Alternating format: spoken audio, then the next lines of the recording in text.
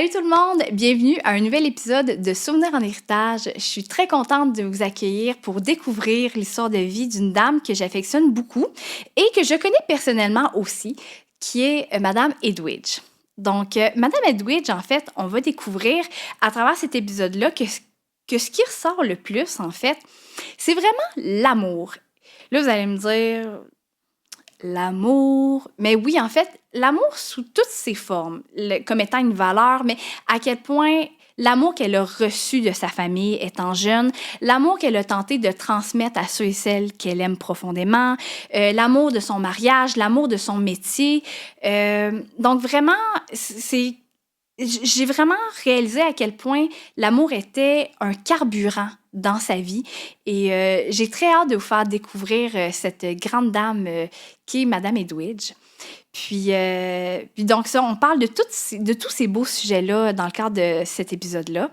Puis bien sûr, je veux remercier sincèrement l'équipe de Synoptique qui nous aide à avoir ce magnifique balado, mais qui permet aussi d'avoir cet échange-là avec Madame Edwidge, puisqu'elle habite à Sept-Îles. Donc, ça va être un épisode via vidéoconférence. Donc, merci beaucoup au studio. Et bien évidemment, je veux faire un clin d'œil à l'équipe de Meilleur, car on a toujours la petite question Meilleur qui accompagne notre épisode. Donc, merci à eux, merci à vous d'être présents et au plaisir, bon visionnement. Bonjour Edwidge, j'espère que vous allez bien.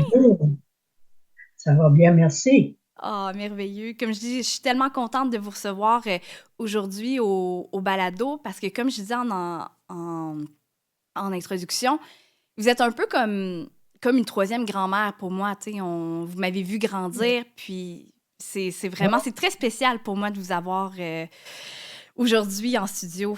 Merci tellement. Ah. Fait que, si vous me permettez, on va pouvoir commencer tranquillement. Donc, comment on va faire, c'est que je vous pose des petites questions, puis on va prendre le temps de converser concernant le tout. Ça vous convient? Ah, très bien. Yes! C'est parfait, numéro un.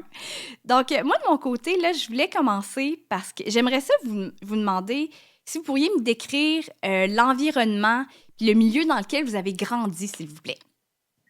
Ben, chez nous, j'étais la 11e d'une famille de 12. Quand même. Mais mes frères les plus vieux, parce que c'était presque tous des garçons, ben, eux autres, ils étaient partis travailler, soit dans le bout de Saint John au New Brunswick ou à Montréal. Ça fait, je les ai connus, mais pas autant que les derniers de famille. Donc, moi, j'étais la 11e. Puis, nous autres, chez nous, moi, j'avais des parents extraordinaires parce que mon père, moi, c'était un homme qui était tout le temps de bonne humeur. Il chantait tout le temps de petites chansons. Des fois, quand maman était pas trop de bonne humeur, lui, il s'en allait vers la grange, puis il chantonnait une petite chanson. Ça fait qu'on a été élevés là-dedans. Ma mère elle faisait, parce que mon père, il s'en allait tout le temps travailler l'hiver dans le bois. Puis on n'était pas riches chez nous, on était pauvres, mais tout le monde était pareil. On connaissait pas c'était quoi les autres la richesse. Puis l'hiver, ben, elle avait tout le train de grange à faire le matin. Puis nous autres, on allait à l'école, puis c'était un environnement qu'on n'a jamais connu je sais pas, on était bien chez nous. Mes parents, ils étaient bons. Ma mère, elle avait ses enfants-là, mais je sais pas, on n'a jamais pensé que d'avoir d'autres choses que qu'est-ce qu'on avait nous. Parce que, tu sais, de ce que j'entends, de ce que vous dites, c'est vraiment que, tu sais, vous n'étiez pas dans la richesse, mais en réalité, c'est que vous n'avez jamais manqué d'amour.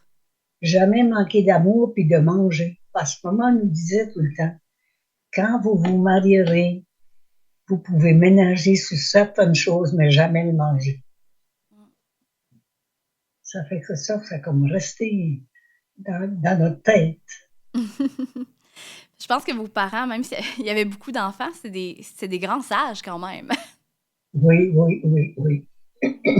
D'ailleurs, je me demandais, votre mère, est-ce que vous pouvez m'en parler un petit peu? Pardon, comment Est-ce tu as dit ça? est-ce que vous pourriez me parler un petit peu de vos parents, tu sais, de votre mère, de votre père? Ben, maman, c'était une personne qui était vaillante. Puis, elle avait, tu sais, on avait tout, on récoltait tout chez nous. À partir des pommes de terre, des légumes, des carottes, les navets, tout ça. Puis ça, on mettait ça dans une, en bas, chez nous, c'était pas un sous-sol, c'était une cave. Ça fait que tous nos légumes pour l'hiver étaient ramassés là-dedans. À partir de tout ça, ça fait que jamais qu'il allait au magasin acheter ça, des choses comme ça. Puis après ça, ben, la viande, ben, l'automne, mon père tuait un cochon, il tuait un bœuf. Puis ça, c'était notre manger pour l'hiver. Mais nous autres, on était habitués. C'était le genre de vie qu'on menait. Mhm. On ne s'est jamais lamenté. On n'est jamais, on était toujours prêt à écouter ce que c'est que nos parents nous disaient. Mm. Moi, Puis, j'étais pas rebelle. non, ça, vous aviez l'air assez tranquille quand même. Mais justement, Oui, ben, c'est comment d'être la 11e d'une famille de 12? Je veux dire, ça fait du monde dans la maison, là. Est-ce que vous pouvez me ben, raconter un peu comment c'était? on avait une grande cuisine chez nous, puis une salle à manger. Puis là, la salle à manger en arrière, ben, c'était un banc pour être capable d'en asseoir au moins 5, 6. Puis après ça, ben, le reste. Mais non, en fin de nourriture, on a toujours été bien nourris. Maman, quand elle faisait des biscuits, elle en faisait, puis elle mettait ça pas au congélateur, on n'avait pas l'électricité dans ce temps-là. Là. Moi, on a eu l'électricité quand j'avais à peu près 13 ans, 12, 13 ans. C'est un autre monde quand on y pense, hein. Tu sais, aujourd'hui, l'électricité, c'est tellement ce qu'il y a de plus Oui, oui, oui, basique, mais je pense qu'on réalise pas à quel point ça fait pas si longtemps que ça qu'on a ce luxe-là. oui, c'est vrai. Mais tout le monde était pareil par là. Moi, j'ai vécu ces années-là, là, puis j'ai jamais manqué de rien.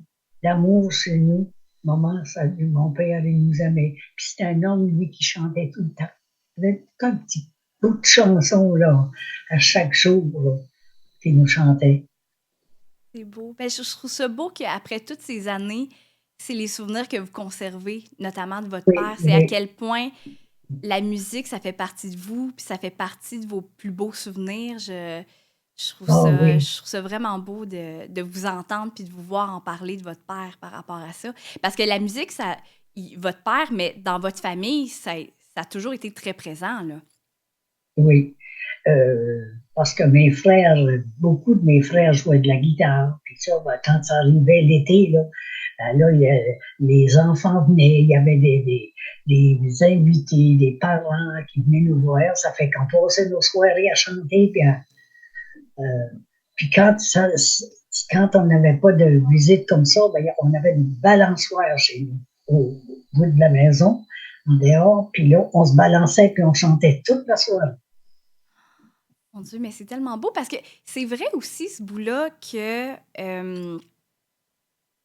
veux pas, vu que vous étiez la 11e d'une famille de 12, ben, tu sais, il y a une partie de votre fratrie qui était pas, que vous avez pas, avec laquelle vous n'avez pas grandi. Fait que, tu sais, pendant un moment, vous étiez avec les plus jeunes, mais l'été ou dans les grandes fêtes, toute la gang revenait. Fait que ça devait changer la dynamique beaucoup dans la maison, L'été, ah là. ben oui, on était tellement heureux quand ça arrivait, là, c'était la fête, on était heureux, on était contents.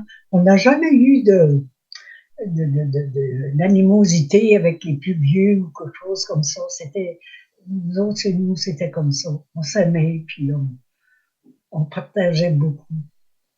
Comment vous les perceviez, vos grands frères puis vos grandes sœurs? Est-ce que c'est un peu comme des mentors, des modèles, ou Oh, est-ce ben qu'il y avait oui, quand même une distance? Comment on voit ça à cette époque-là? ben, nous autres, c'était comme nos modèles, c'est vrai.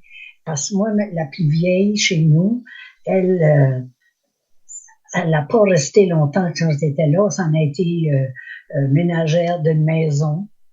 Après ça, ça en a été à Montréal, travailler là. Puis l'autre de mes sœurs aussi.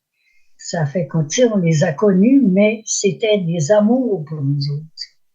On les aimait tellement, là, tu savais pas comment. C'est tellement beau. C'est On était tellement beau. C'est heureux tellement quand ils arrivaient. beau. C'est la fête, en fait. Là. Quand il arrivait, c'était un synonyme de fête, c'est des réjouissances. Oh, oh, oui, oui, oui, oui. D'ailleurs, Mais je me permets de vous poser la question parce que justement, vos frères, vos grands frères ont joué une partie importante dans votre vie, notamment à votre entrée au couvent, parce que vous vouliez étudier. Est-ce que vous pourriez nous en parler un peu plus de ce contexte-là, s'il vous plaît? oh mon Dieu, quand on a fini la 7e année, là, on était dans notre école une soixantaine. Puis ça, c'était de première à septième année. Ça fait qu'on allait, non, on avait, quand j'ai fini ma 7e année, moi, je voulais pas y aller travailler dans les maisons privées. Puis j'ai pleuré parce que nous, il n'y avait pas d'argent. Je me permets juste, Edwidge, parce que on se remet dans le contexte que à l'époque, c'était quoi les choix que vous aviez? Oh mon Dieu, il y avait Ouais, juste pour. secrétaire, parce que là, j'avais déjà 15, 16 ans, là. Ben, au début, j'avais 12 ans quand j'ai rentré là au couvent. Puis, la, la, la, eux autres, là, c'était pour moi l'idéal. Mais mon Dieu Seigneur, je le savais chez nous. Moi, maman, elle disait, on peut pas t'envoyer là. Ça se fait pas. J'ai dit, moi, je peux pas. J'ai dit, aller travailler dans les maisons privées. Je veux me faire instruire. Fait que là, mes frères, ils ont partagé, puis ils ont aidé mes parents. Dans ce temps-là, ça coûtait 24 pièces par mois pour aller au couvent.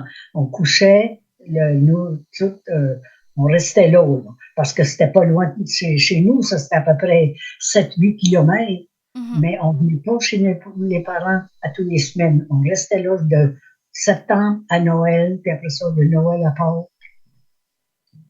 Mais là, moi, j'étais heureuse. Quand que j'ai commencé à y aller là, je n'ai jamais ennuyé, j'ai jamais pleuré parce que c'est que j'étais loin de mes parents. Mm. Parce que c'est ça, tu sais, vous m'amenez au prochain sujet que j'avais envie de discuter avec vous. Parce que vous, vos grands frères, vos parents se sont mis ensemble, ils croyaient en vous, puis ont fait, ben, Edwidge, OK, elle veut aller au couvent, on sent qu'elle est capable, OK, go, on met l'énergie qu'il faut pour qu'elle puisse avoir accès à ces Oui, oui. possibilités-là. Mais je me demandais parce que de ce que je comprends, vous aviez à peu près peut-être 12 ans, à peu près. Ben, 12 ans, oui, oui.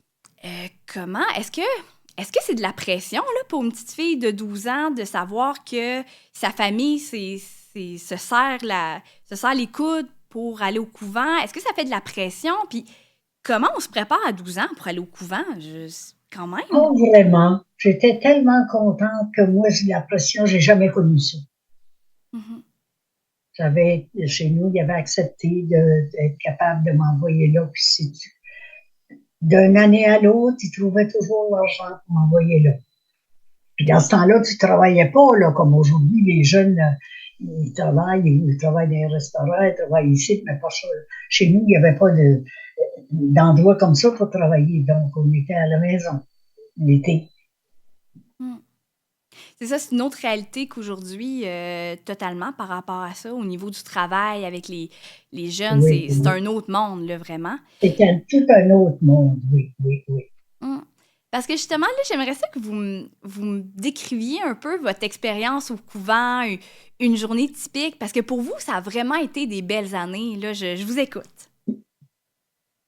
Oui, le matin, tu te levais, la cloche sonnait, ils venaient nous réveiller, les religieuses.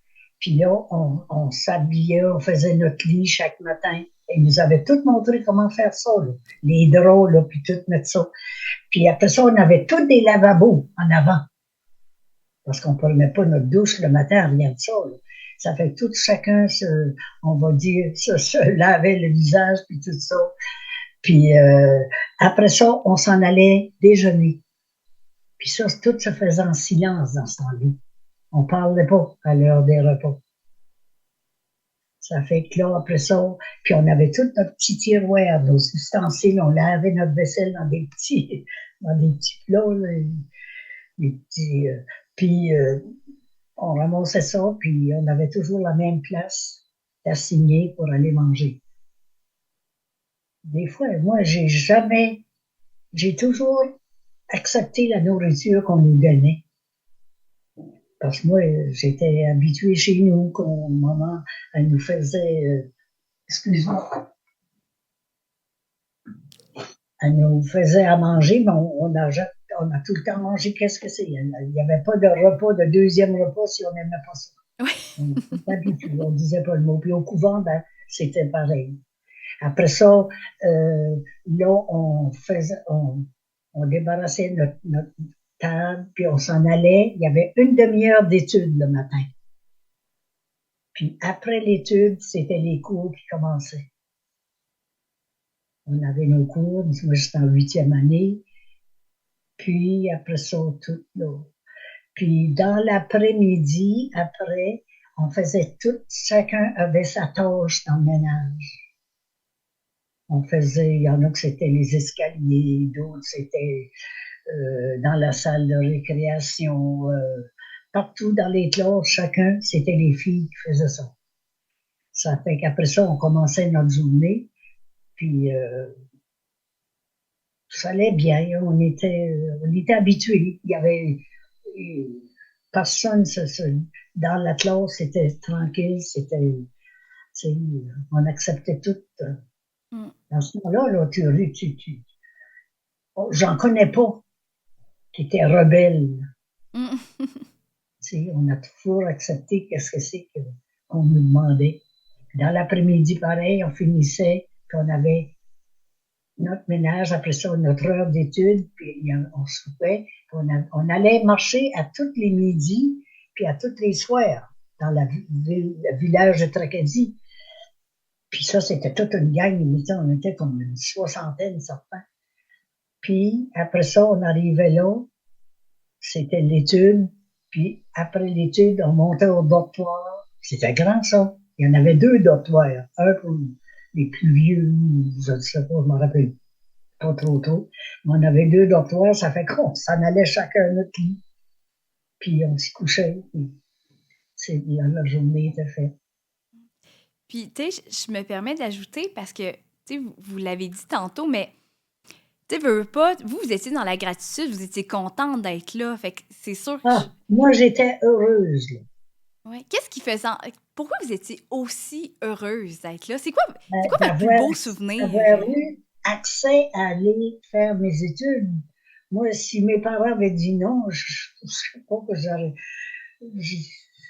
j'aurais accepté, c'est sûr, là. Mais j'ai eu la chance qu'ils ont dit oui. Puis là, elle venait m'en voir, maman, au couvent. Puis là, elle me donnait des fois 25 cents. Des fois, c'était 35. Je pouvais m'acheter des petites choses. Des petites Non, folies. j'ai pas souffert de ça, moi. J'étais habituée à écouter puis à faire ce que nos parents nous demandaient.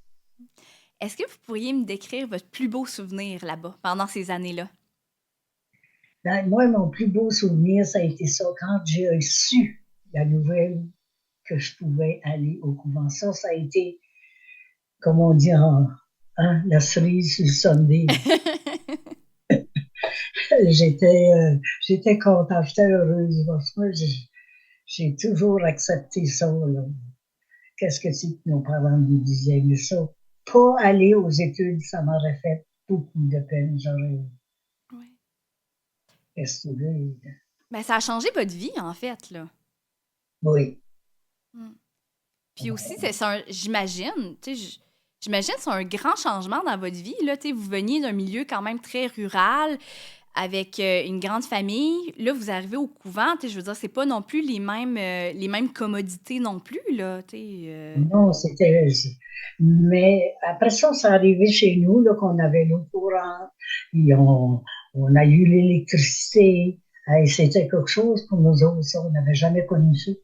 Hey, on dirait que je peux même pas m'imaginer à quel point, du jour au lendemain, votre vie change. Tu Oui. D'avoir l'électricité qui arrive dans votre quotidien, c'est vraiment spécial. Je me pose la question, puis je suis vraiment impressionnée. Ah oui, quand tu as vécu avec la lampe le soir, tu écoutais. On avait une radio chez nous, mais on ne pouvait pas l'écouter dans le jour parce que mes parents écoutaient Séraphin Baudrier dans ce temps-là. Puis, fallait garder les batteries pour le soir, qu'eux autres écoutaient ça. Mais, ça, bon, il me semble que personne ne se lamentait. On Mm, était, on n'a jamais connu ça, nous autres. Les rebelles dans la maison, jamais. Moi, des chicanes chez nous, ça n'existait pas. mm. J'ai jamais, j'ai jamais connu ça. Oui, parce que, tu sais, de ce que je sens, c'est que vous étiez proche de votre famille, puis est-ce que parfois au couvent, vous pouviez est-ce que vous vous ennuyez de votre famille? Est-ce que vous avez trouvé ça difficile d'être loin d'eux? Même si on est dans la gratitude, même si on réalise la chance qu'on a à Oui. cette époque-là, est-ce que des fois vous trouviez ça difficile d'être loin d'eux? Non, moi, ça m'a jamais dérangé, ça. OK. OK. Moi, j'étais d'un caractère qui acceptait tout, Mm. Vous qu'on me alliez de disait. l'avant, là. J'étais docile, puis j'acceptais tout. Mm.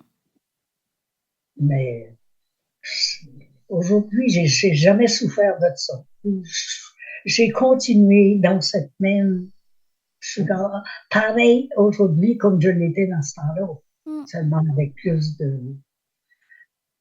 J'accepterais pas n'importe quoi non plus. Ouais. Mais en même temps, Mais comme type de caractère, je pense que ça fait en sorte que dans la vie, ben, tu sais, vous allez de l'avant. Tu sais, vous posez pas 1000 questions de comment ça. jamais. C'est ça, vous allez de l'avant. OK, il se passe telle situation, ben, OK, go, on y va. Puis je pense que ça le fait la femme que vous êtes aujourd'hui, là. Comme ça, moi, les menstruations, là, j'avais jamais connu ça. Puis Mhm. arrivé là, au couvent, il y avait une de mes cousines qui restait en face. J'ai dit, qu'est-ce que je fais avec ça? Elle m'avait donné, en plan ça, des cotex, pour mettre ça. Mais moi, j'avais tout défait de ça. Oh, Je savais pas quoi faire avec ça. Elle- Après ça, j'ai pu acheter des choses. ouais. Je te dis que Mais non, je trouve ça, comme je dis, je trouve ça beau de voir que au jeune âge que vous aviez cette capacité-là d'aller de l'avant, d'avancer. Je trouve que c'est une grande marque aussi de maturité parce que ça, c'est un fait aussi. Vous êtes entré au couvent à 12 ans et si je me trompe pas, vous êtes sorti à 18 ans environ pour devenir 17 ans. enseignante.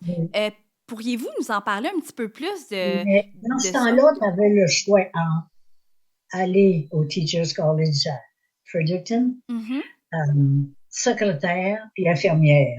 OK. Puis moi, j'étais trop jeune pour aller infirmière. J'avais pas détesté ça, mais j'avais pas l'âge. Ça fait que j'ai pu avoir ce qu'on appelait dans ce temps-là un government loan. Le gouvernement nous prêtait 600 dollars pour l'année. Puis comme moi, j'avais le droit, ça fait que j'ai pu m'inscrire au Teachers College à Fredericton avec ça. J'ai eu ça, il fallait que je fasse l'année avec tout ça. Ah, c'est ça, OK. C'est pas par mois, là. Pardon? C'était pas 600 $. C'était pas 600 $ par mois, là. C'était 600 $ Non, pour non, l'année, 600 là. dollars pour l'année.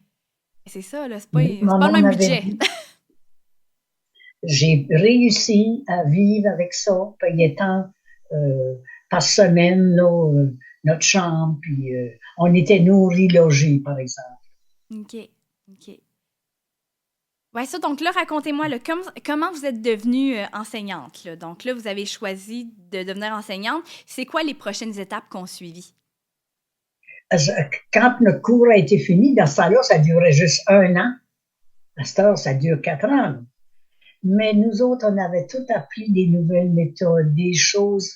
Fait que quand les enfants, j'ai commencé à enseigner à 18 ans, ils ont vu cette jeune fille-là arriver là, parce que moi, c'était ma tante qui était là, puis il me semble qu'elle était vieille. C'était là ce qu'elle avait, en tout cas. Puis, oh mon Dieu, j'étais jeune. Moi, je sonnais la cloche pour les faire rentrer le matin. la récréation. Le midi, je restais pas loin trop tôt de l'école. J'allais dîner chez mes parents. Puis il y avait personne qui restait à l'école, par exemple. Parce que ce que j'enseignais, là, c'était un milieu qui était plus pauvre que ce que nous autres, on était. Ça Mm. fait, c'était tous des enfants. Puis il y en a qui avaient quasiment mon âge là-dedans. Il y en a même un que j'ai enseigné, que j'ai rencontré une 20, 30 ans plus tard, qui a comme tombé en amour. Il dit, je vous ai jamais oublié. Il dit, vous m'aviez dit, si tu travailles pas plus, je te baisse en troisième année. Puis là, il dit, j'ai travaillé, il est venu me conter ça, là, il m'a rencontré le funérail de ma soeur. Puis il m'a dit, le certificat que tu m'as donné, je l'ai encore. Il me gardait ça, lui. Puis il me téléphonait tout le temps après ça. Mais ça a été des belles années. Ça a été des belles années. Comme j'en avais peut-être 3, 4 en première année, je les emmenais près de mon bureau. Puis Mm. les autres, ça travaillait. Il y avait une grande table en arrière. Il y en a qui allaient faire des choses avec la géographie, puis tout ça. Puis on s'est organisé. On avait suivi le cours pour ça. Parce que moi, de première à cinquième année, j'ai enseigné là. Mais là, ils m'ont rajouté une petite fille qui n'avait pas les moyens d'aller à la plus grande école à Pont-Landry, pas loin de chez nous. Elle, je l'ai eue, elle faisait sa sixième année. C'était pas riche, ce monde-là. Mais on acceptait ça. On était bien là-dedans. On les aimait. J'avais fait une réception pour les parents à la fête des mères. Les enfants, les parents étaient heureux de voir ça. J'aimerais vous demander, Edwidge, c'est parce que au niveau, je pense que dans l'actualité, on est très conscient qu'il y a beaucoup de défis dans le monde de l'enseignement, sans vouloir partir dans la politique, là. C'est pas le but du balado, mais j'aimerais revenir à vous comme enseignante. C'est quoi votre plus beau souvenir, mais c'était quoi aussi vos plus grands défis comme prof à l'époque? Dans la classe de Euh, Madame Edwidge, c'était comment? Moi, c'était de réussir avec ces enfants. N'oubliez pas que j'avais des enfants de 6 ans à 17, 18 ans là-dedans. Fait que, moi, quand je suis arrivée, là, puis je les ai dit que c'est moi qui allais être avec eux autres toute l'année, puis que je les ai toutes mis au courant de qu'est-ce que j'allais faire avec eux autres. Puis j'ai réussi avec ces enfants-là. Incroyable. Euh, T'avais pas beaucoup comme de discipline à faire. Ça allait tout seul. Ils écoutaient ce que c'est qu'on avait à dire. Puis moi, ben, j'étais jeune, puis j'étais belle dans ce temps-là. Mais vous Ben, l'êtes encore, Edwidge. Vous êtes magnifique. j'étais, tu sais, une belle jeune fille, là, qui arrivait pour eux autres, qui arrivait dans des heures, ils ne me connaissaient pas. Mm. Mais pour moi, ça a été des belles années. J'ai aimé, j'ai adoré ça. Mais ça se voit. Quand on vous voit parler de ces années-là, je trouve ça vraiment touchant. Puis je dis ça de même, mais moi, je pense que j'aurais aimé ça vous avoir comme prof à l'époque, vraiment. Là. Mais on voit que vous êtes passionné, puis on voit que vous avez de Je l'amour à ne redonner. rentrais pas, mais j'ai réussi avec ces enfants-là. Mm. Je les rencontre, des fois, je vais au Nouveau-Brunswick à toutes les années, puis Ouais. j'en rencontre de ceux-là. Puis ils sont tellement contents de me voir.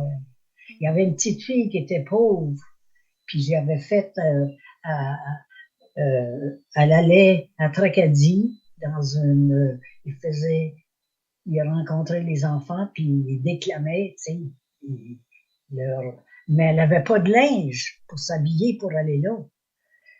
Ça fait que la voisine de mes parents, il y avait une fille à peu près de son âge. Elle y a tout passé du linge, puis je l'ai habillée, puis je l'ai emmenée là, puis elle a fait son texte. Elle était heureuse, cet enfant-là. Ça, c'était un. Puis elle en parle encore quand je la vois. Ça, vous les avez marqués, vos élèves. C'est beau à voir, je J'ai, trouve. oui, oui, ça, je peux dire ça. Oui, oui, oui.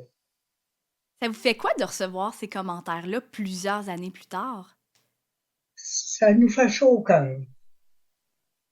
Comme lui, le petit gars, là, qui est venu me voir, puis il dit, te rappelles-tu de moi? J'ai dit, je te rappelle, je me rappelle de toi, mais je me rappelle pas de ton nom.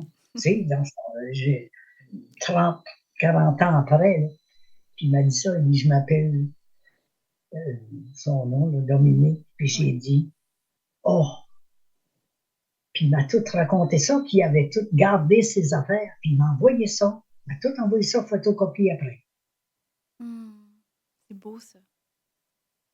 Mais, oh non, c'était des belles années. J'ai vécu là. Après ça, je m'en étais dans à Saint-Isidore, plus loin. Puis j'enseignais là, aussi. Mais ça, troisième et quatrième année,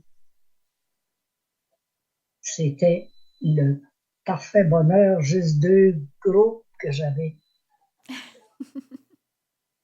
Quand tu as vécu avec 6 divisions, Ça c'était change, oui. cool.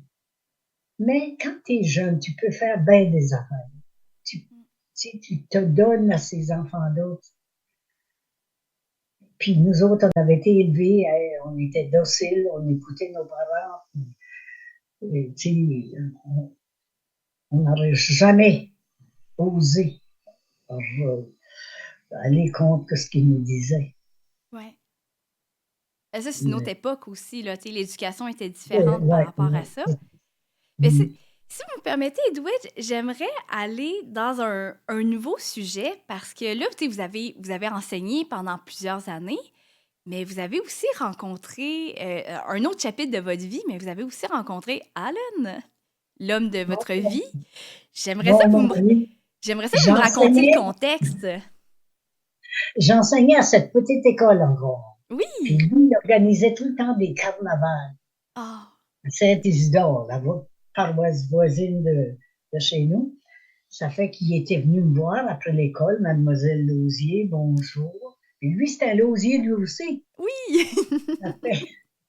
Ça fait, il dit, j'ai entendu dire que vous patiniez bien, puis j'aimerais que vous, veniez participer à notre carnaval. Alors j'ai dit oui, je vais y aller. Ça fait qu'on était plusieurs patineuses. Puis j'avais gagné un prix par rapport à ça. Mais c'était pas le patinage artistique, c'était juste patiner sur la glace, ça allait avec la musique, tout ça.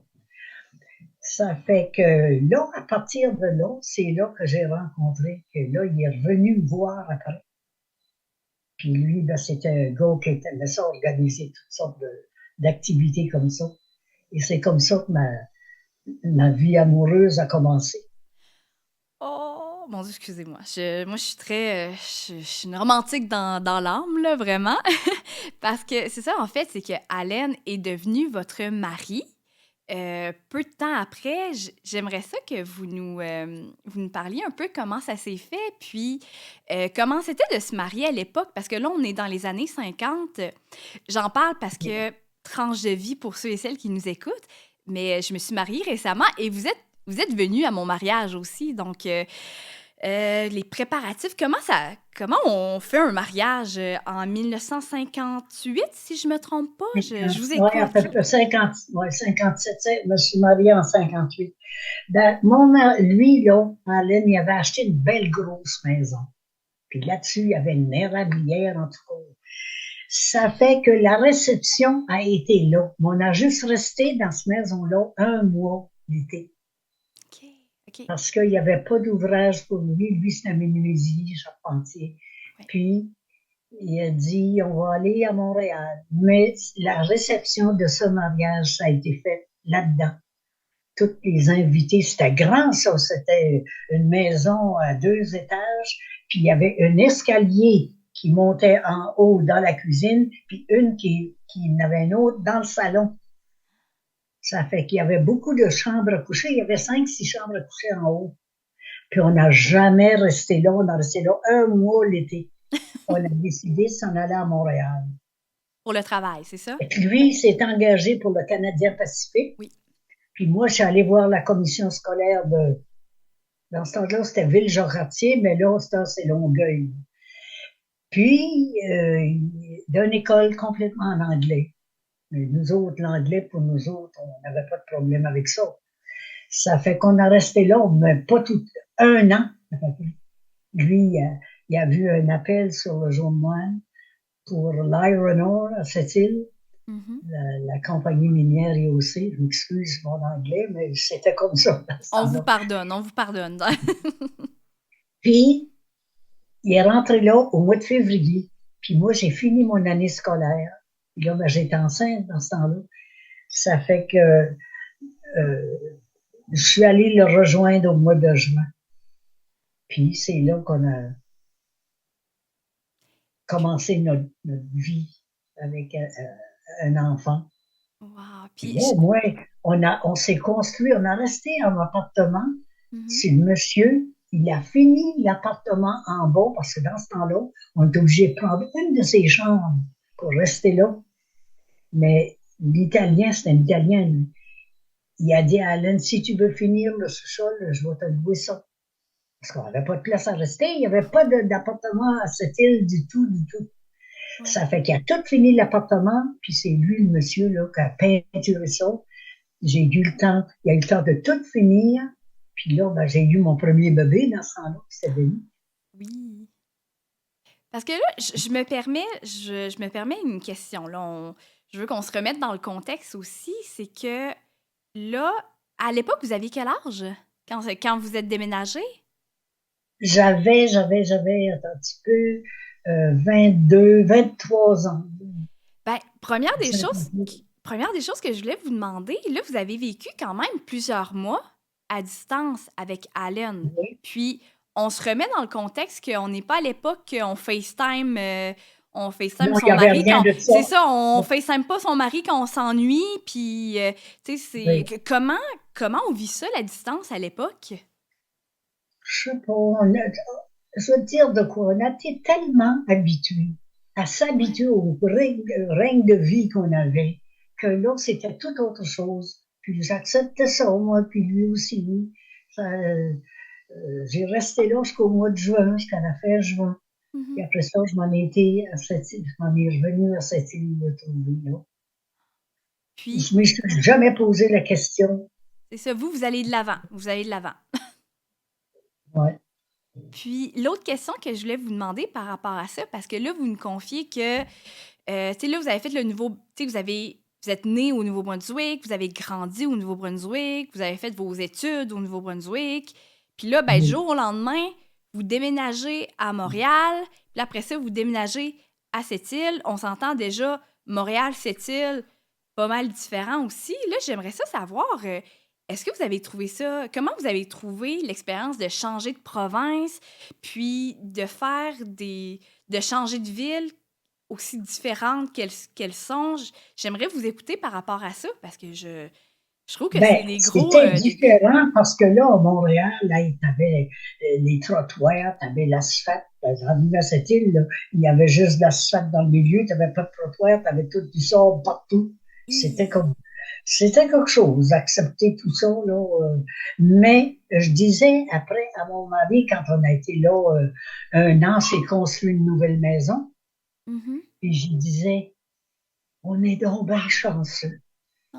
On vit comme des docteurs vivent par chez nous à Tracadie. Mm. Lui travaillait, moi je travaillais pas parce que j'avais pas le droit. J'étais enceinte, puis ouais, il acceptait pas qu'on enseigne dans ce temps-là. Ça fait j'ai élevé mes 4 enfants, un après l'autre, là. 1 an et demi de différence à peu près. Mhm. Mais je disais ça, on est donc bien chanceux. On vit une belle vie, comme les docteurs vivent à Tracadie.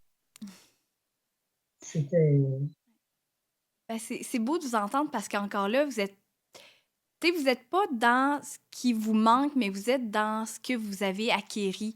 Vous êtes dans la reconnaissance, vous êtes dans la gratitude, puis je trouve que c'est tellement admirable parce que ça reste que c'est des gros changements dans votre vie, puis tu sais, vous auriez pu vous plaindre que de ce Mais qui vous manquait. Tu sais, vous étiez loin de votre famille aussi, tu sais, à l'origine. mais- C'est. mais, oh, j'ai toujours accepté ça. Moi, j'ai été élevée comme ça, puis on, ce que je vivais, c'était bien, on était bien.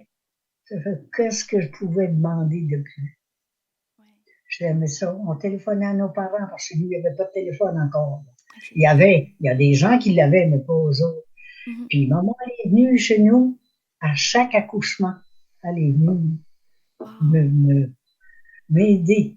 Elle est venue là. Elle disait, faut pas que tu travailles avant que tu aies au moins 40 jours. Et 40 jours, hein? Pas la même Oui. réalité. Puis l'année de l'expo, là, on est allé à l'expo, puis on avait tous les petits-enfants avec nous autres. Mais pas à l'expo, on avait juste emmené le plus vieux. Puis elle disait, pauvre petite fille, t'as pas tes 40 jours encore, tu t'en vas là. Ah, je disais, on va passer en travers pareil. Ouais, ouais, en Mais, effet. Tranquillement, mais sûrement. Puis, ouais. je voulais qu'on discute aussi de votre retour aux études, parce que les gens qui nous écoutent sont pas encore au courant, mais ça, pendant un temps, puis là, je veux pas partir, tu sais, il y a peut-être des informations qui me manquent pour être plus concrètes, mais je sais qu'à une époque au Québec, comme vous disiez, ben, quand on avait des enfants ou quand on était mariés, on pouvait malheureusement pas travailler comme femme. C'est une autre époque, mais vous avez décidé de retourner travailler finalement quelques années plus tard. J'aimerais vous écouter par rapport à ça. Comment ça s'est passé? Puis, En 1967, ouais. Denis est venu au monde au mois de mai. Pas Denis, Gilles. Puis là, j'ai donné mon nom comme suppléant. Mhm, Puis il m'appelait. Puis j'avais une fille qui restait chez nous, une de mes amies du Nouveau-Brunswick. Elle, euh, elle gardait mes enfants tant que j'étais partie. Mais là, j'étais obligée de suivre des cours. J'avais les 4 enfants. J'ai engagé une bonne. Je suivais 2 fois par semaine au collège de Sept-Îles, au cégep de Sept-Îles, mais c'était des cours universitaires. Puis, chaque été, pour 4 étés consécutifs, euh, je suis allée à Rimouski, un mois et demi, 2 mois l'été, suivre ces cours-là pour avoir mon brevet du Québec. Puis quand j'ai eu fini, j'ai dit, c'est fini, j'étudie plus. c'est fini, là, ça c'est. Ouais, j'ai réussi avec les 4 enfants, mais j'avais une bonne, par exemple. Mhm. Ça, vous J'avais aviez une quelqu'un bonne pour vous aider. qui me faisait à manger, qui faisait mon ménage. Ben là, on était dans une maison qu'on avait construite nous-mêmes, là. Je peinturais. Moi, j'ai travaillé avec, même si j'avais les enfants. Bon, j'ai réussi avec mon mari, on a tout fait euh, cette maison-là, qu'on a resté là-dedans 9 ans. Mhm. Et après ça, on a changé d'endroit aussi, on a construit une autre maison, Oui. où ce qu'on est présentement. Parce que, tu sais, Mais ça a été quelque chose d'étudier. Mais quand tu es jeune, tu peux en faire des affaires. Ça, demande-moi plus d'étudier, là. J'aurais pas ben, parce que, non. tu sais, tu sais, veux pas retourner aux études, c'est une chose, mais là, on se remet dans le contexte, on est dans les années 60. C'est ça, vous avez 4 enfants, tu sais, vous êtes à Sept-Îles. Veux pas, c'est pas non plus la même société, là, je veux dire. Moi, je voudrais qu'on fasse une mention spéciale à votre mari qui, à l'époque, aurait clairement pu dire, ben, tu sais, Edwidge, tu sais, on est correct, là, on n'est pas où, tu sais. Il y a quelque chose de très avant-gardiste dans la mentalité d'Allen. Je veux dire, je pense pas que c'est tous les pères de famille qui auraient été aussi soutenant Lui, qu'il a été. Est-ce que vous avez, ben, est-ce que vous avez senti du jugement à l'époque quand vous avez voulu faire votre brevet du Québec, donc retourner aux études? Puis, comment vous vous êtes organisé? Je suis bien fascinée de on vous s'est écouter. organisé. J'avais le soir, lui il était à la maison, puis c'est un homme qui était vaillant avec les enfants. Lui, il prenait soin d'eux autres, il leur a donné à manger. Là, mais j'avais une bonne qui restait chez nous à la semaine longue. Mhm. Ben, tant mieux, C'était tant mieux. c'était pas de 8 heures, c'était tout le temps. Mhm. Il y en a une qui venait elle venait de Blanc-Sablon, celle-là. Encore, c'est loin, là. C'est un autre loin, là. J'en C'est loin, mais Blanc-Sablon, c'est encore plus loin. ai de la basse Côte-Nord, j'en ai eu plusieurs. J'en ai eu qui étaient moins, mais en tout cas, on s'est adapté. Ouais. Puis, non, Alan, il était bon avec les enfants comme l'été, là. Je suivais des cours. C'est lui qui était là avec eux autres. Il donnait à dîner, à déjeuner le matin, puis tout ça. On vivait d'une grosse roulotte qu'on avait, là. Pas une roulotte, c'était une story, c'était une tente roulotte. Ouais. Ça fait que les enfants, eux autres, ils ont passé du bon temps. Ben, c'est ça qui est beau, je trouve, c'est que vos Ouais. enfants, ils ont des beaux souvenirs de ça, mais en même temps, ils vous suivaient. Il y a quelque chose de tellement beau là-dedans, dans le fait que ils, ils vous prenaient en considération, ce qui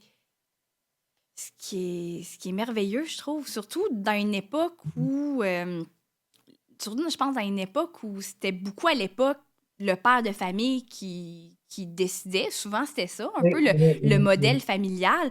Puis là, de voir que Alan, ben lui, OK, l'été, OK, on prend la roulotte, on s'en va à Rimouski, Edwidge, elle étudie, on s'occupe des enfants. Je veux dire, c'est Ben, nous c'est un autres, beau là, cadeau, là. Vraiment. puis cette même été-là, je me rappelle pas trop, mes parents fêtaient leur 50e anniversaire de mariage à Montréal parce que beaucoup de mes frères, mes sœurs étaient là. OK. Ça fait que là, on a pris le temps, on s'en battait avec la roulotte encore là-bas. Puis on a emmené les enfants. On était assister au mariage de le 50e de mes parents. Wow. Puis un dernier sujet que j'avais envie d'explorer avec vous, parce qu'on a parlé aussi de Edwidge l'enseignante, Edwidge plus jeune, mais j'aimerais ça aussi qu'on parle de Edwidge la maman. Parce que vous êtes mère de 4 enfants, vous êtes grand-maman, vous êtes aussi arrière-grand-maman. Plusieurs chapeaux que vous avez Mhm. depuis les dernières années. Mais j'aimerais ça savoir pour vous, être une maman, être une mère, ça veut dire quoi? Ben, moi, j'ai toujours fait passer mes enfants avant moi. Tout ce que c'est que les autres avaient besoin, j'étais là. J'ai toujours pensé à mes enfants avant moi-même. Ça, je l'ai vécu par rapport à mes parents qui étaient comme ça. Puis nous autres, moi, j'ai continué comme ça aussi. Puis je pense que mes enfants aussi sont un peu comme ça. Je les ai légués au moins ça. Puis non, je regrette pas. Je les ai élevés le mieux possible avec tout l'amour qu'on pouvait lui donner. Ça fait que Mais je trouve ça beau parce que s'il y a bien quelque chose que j'ai retenu de votre partage concernant votre enfance, c'est à quel point l'amour de vos parents, c'est ce qui a été le plus précieux pour vous. Ça a été ça, la vraie richesse en réalité, là, tu sais, d'avoir une grande maison, d'avoir des grands moyens, c'est une chose, mais d'avoir l'amour de ses parents, je pense que quand on a ça, on a une belle base dans la vie. Puis c'est ce que vous avez voulu aussi transmettre à vos enfants, c'est ça. c'est important, Puis ça. les enfants, ils sont chaleureux aussi. Oui. Vous avez une belle famille, Edwidge, d'ailleurs, là, puisque je les connais personnellement, je les aime beaucoup, beaucoup. je, je me permets un petit moment, en fait, pour vous poser la question meilleure. En fait, la question meilleure, c'est notre sponsor pour le balado. Et cette question-là, elle va comme suit, en fait, c'est qu'est-ce que vous aimeriez que les gens retiennent de vous? Donc ça, je vous pose cette question-là, Edwidge. Ben, on n'est pas toutes faites pareilles, mais quand on peut donner tout ce qu'on peut de nous, je pense que c'est beaucoup.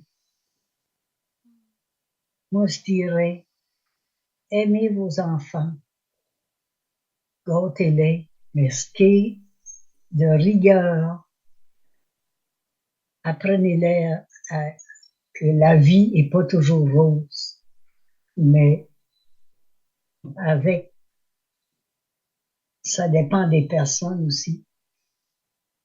Je, Moi, j'ai jamais eu de problème avec ça, mais je leur dirais, aimez vos enfants, donnez-leur ce qu'ils ont besoin, pas en richesse, mais donnez-leur l'amour pour qu'ils puissent, eux autres aussi, continuer à ça.